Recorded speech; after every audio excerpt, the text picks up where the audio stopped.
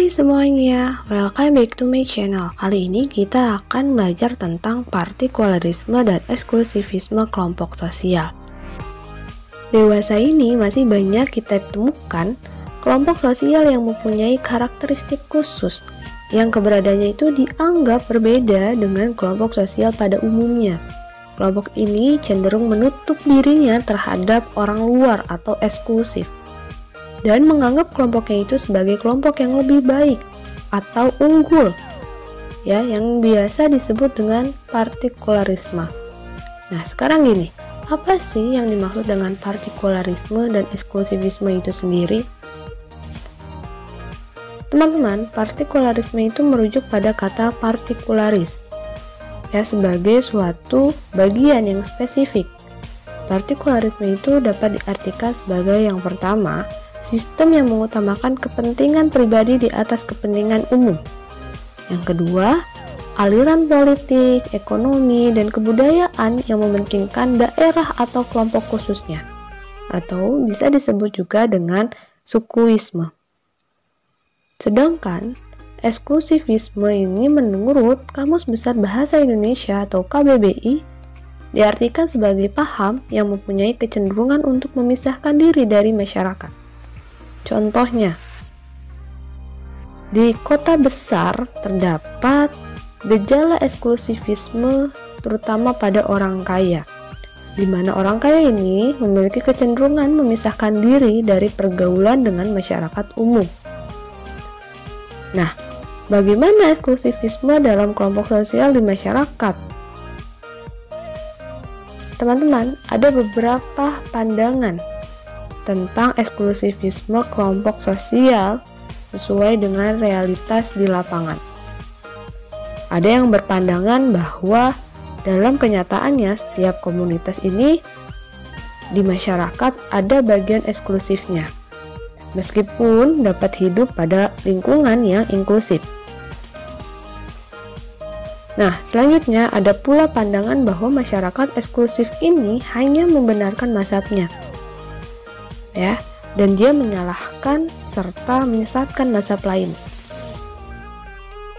Nah, selain itu terdapat pula pandangan bahwa masyarakat eksklusif ini adalah masyarakat yang disibukkan oleh urusannya masing-masing dan kurang berinteraksi secara baik dengan pihak luar. Masyarakat eksklusif adalah masyarakat yang memelihara budayanya secara murni. Itu. Sekarang, apa sih ciri-cirinya? Apakah sama antara partikularisme dan eksklusivisme? Nah, teman-teman, ada beberapa ciri mengenai partikularisme dan eksklusivisme. Yang pertama itu ciri-ciri partikularisme kelompok sosial. Yang pertama, ciri-ciri partikularisme itu tidak mau melakukan perkawinan campuran dengan suku bangsa lainnya.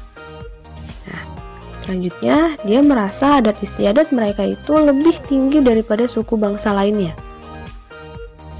Adapun mereka ingin selalu dianggap yang paling baik, paling unggul, maupun paling benar. Nah, terakhir, ciri dari partikularisme ini adalah selalu mengutamakan kepentingan kelompoknya. Itu ciri partikularisme. Selanjutnya ada ciri eksklusivisme. Yang pertama, menutup diri dari pengaruh luar. Selanjutnya ini dia memisahkan diri dari masyarakat umumnya. Selanjutnya, dia menganggap mazhab kelompoknya itu paling benar dan memelihara kemurnian adat istiadat, tradisi, dan budaya. Itu ciri eksklusivisme. Nah, teman-teman, partikularisme dan eksklusivisme ini bisa merupakan sebab akibat. Maksudnya gimana sih, Kak? Begini, eksklusivisme terjadi sebagai akibat dari adanya partikularisme. Hal ini dikarenakan adanya anggapan kelompoknya itu paling unggul, paling baik, dan paling benar. Maka, mereka kemudian bersifat eksklusif, di mana mereka tidak mau melakukan pernikahan campuran dengan orang di luar kelompoknya. Jadi, eksklusivisme terjadi karena adanya partikularisme. Nah, teman-teman, perlu kalian ketahui bahwa kelompok militan, kelompok teroris, kelompok pemberontakan, maupun kelompok bersenjata lainnya juga memiliki kecenderungan ke partikularisme dan eksklusivisme dengan memisahkan diri dari masyarakat umum. Namun, hal itu tidak sepenuhnya benar-benar terjadi, karena mobilitas mereka juga tinggi.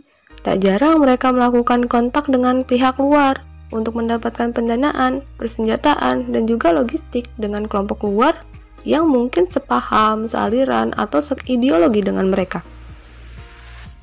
Kelompok ini pun sering menggunakan jaringan internet untuk merekrut anggota baru atau mencari simpatisan dan propaganda.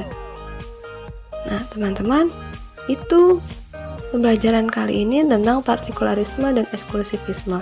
Semoga kita lebih paham lagi mengenai apa itu partikularisme dan eksklusivisme.